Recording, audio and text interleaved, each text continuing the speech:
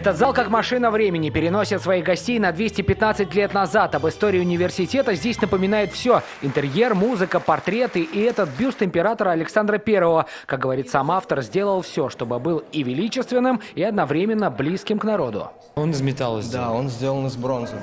Ну вот вы как считаете, конечно, работа это точная копия Александра? Но я считаю так, что каждый скульптор, каждый художник, он сделает что-то свое. Мы находимся в музее Казанского федерального университета, где хранятся экспонаты эпохи Александра I. К примеру, вот так вот выглядели студенты того времени. Что интересно, обязательным элементом этого костюма была вот такая вот шпага. Двигаемся вместе с вами дальше и видим, как выглядели швейцары того времени. Да, вот именно в таком костюме человек встречал в университете самых дорогих гостей. Ну а дальше самый ценный экспонат этого музея.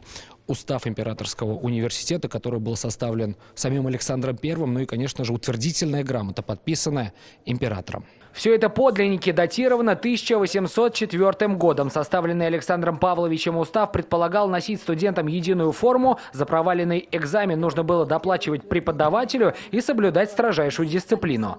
Если они за пределами даже университета совершали недостойные поступки, их могли наказать вплоть до того, чтобы посадить в карцер. И в карцере побывали немало известных людей, в том числе Лев Николаевич Толстой, когда был студентом Казанского университета. А его за что?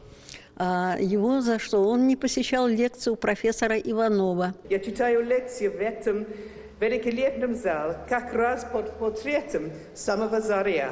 Лекцию о Александре I под его же портретом читает профессор Лондонской школы экономики Джанет Хартли. Она долгое время изучала жизнь российского императора. Вклад Александра I, он вообще неоценим, да, потому что Казанский университет становится одним из первых таких, так сказать, форпостов, который начинает распространять образование не только в восточной окраины Российской империи, но и вообще в центральных, в том числе, областях России. Интересное мероприятие, потому что мы можем узнать больше про наш институт, про университет и вообще про то, как он был создан.